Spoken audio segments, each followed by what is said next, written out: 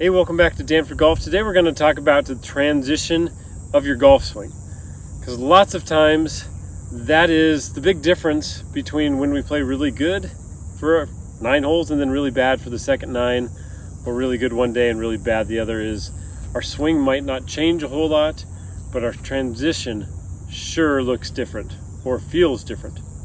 If you're brand new to our channel, I hope you enjoy the content today. If you do, give us a thumbs up. If you're brand new, also just subscribe so you can see all our future videos. If you hit the bell button, you'll see the future videos, you get notifications.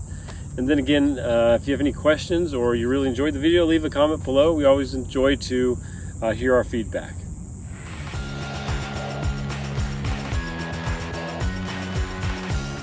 So today we're going to talk about the transition. If you're brand new to golf and you're just kind of trying to check out what's going on, transition is when you get to the top of your backswing and you start to transition into the downswing. It's pretty much that simple. All right, it is all about timing.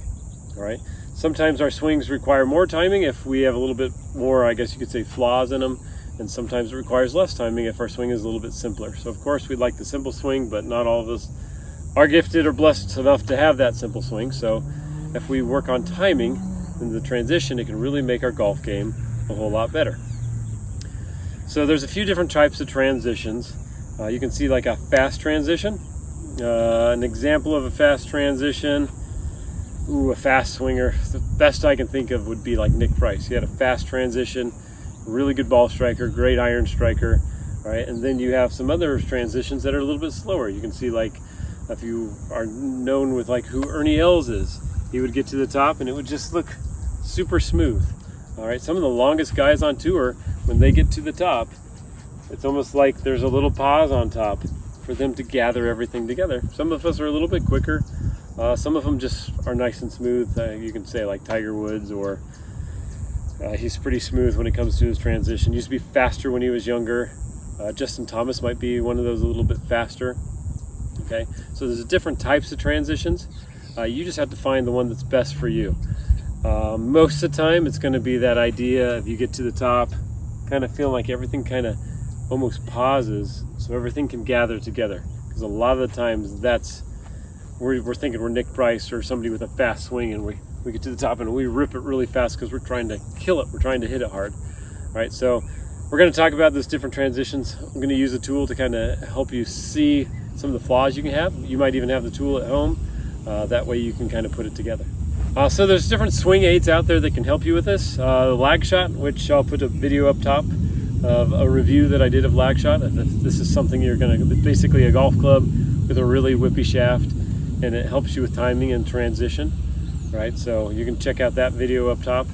I've also done a review on the orange whip, and that's what we're going to work on today with kind of the transition. You'll kind of see some of the issues. So let's talk about somebody who goes really hard after it from the top of their golf swing. So they're going to get to the top.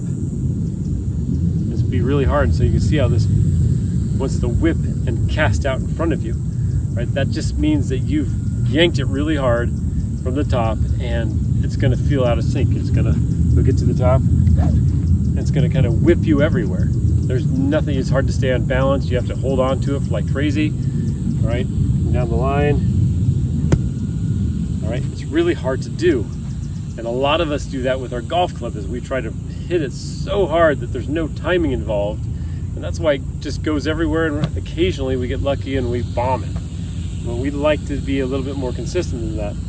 So with the orange whip, or anything, you can use anything that's kind of whippy. I don't know what else you would use, but we want you to feel like you can see how it kind of gathers on top. It comes down. It's a little bit slower, and you can speed it up,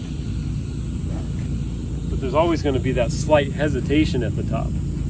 So we want to let it gather, and then speed up, let it gather, speed up, because a lot of times we release all our speed up here, and then the club's just kind of dragging through. Right? We don't want that. We want all the speed basically right at the ball and beyond, and this is a great tool to help you do that. All right, so the orange whip is a very good option, a good training aid to help you with that transition. Now we'll talk about some of the faults that we tend to come across and what you can do to help yourself. So oftentimes we are told that you need to fire hips. The first thing in the downswing is to get the hips moving. Okay, that's a terrible idea for most of us out there. The reason why is a lot of us are basically kind of attached, lower and upper body. We don't segregate either one of them very well from one another. So if we are going hard with our hips, our chest tends to go with it.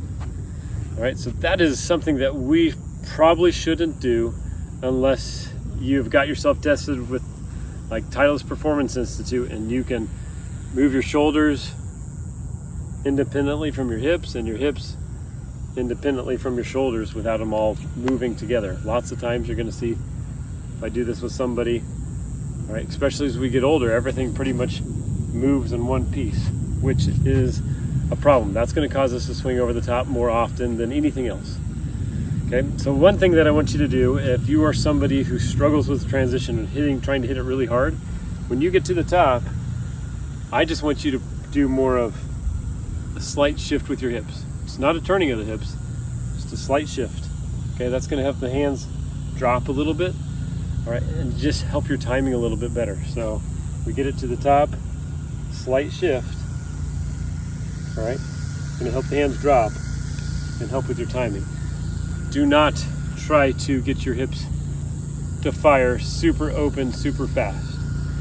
Most of us will not do very well that way. We're going to be steep. Some of us will get stuck and flip it way right or hit big snap hooks. Right? Be much more calm with your lower body. If you watch lots of guys on or gals on tour, you're going to see that they are very calm with their lower body. In the screen next to me, I'm going to put some very simple examples of like put Nelly Corda up first so you can kind of see it, and then I'll put another tour player after that so you can see how quiet their lower body is. And most of us are so active with their lower body, and it messes up our transition because we're trying to just do too much from the top of our golf swing. So the takeaway that I want you to have from this video is when you get to the top, I want you to feel like, if you struggle with your transition, feel like it's kind of a pause, all right? Or you can think of a count. Think of a 1, 2, 3, hit, or you can go 1, 2, 3, hit. That was always my rhythm when I played competitively, is I would actually think of those numbers in my head. I would think of 1, 2, 3, hit. Some of us are 1, 2, some of us might be 1, 2, 3, 4. All right, but the rhythm that you create from the top of your backswing is really important. If it is out of control, that ball is going to be out of control also. So try to calm down how fast you try to hit it from the top of your golf swing. Calm down your hips a little bit. All right, and finally, a drill that you can do to help you with the transition is you can take out your 8-iron, take full swings, and try to hit it like 40, 50 yards. All right, because you're not going to transition hard from the top, so.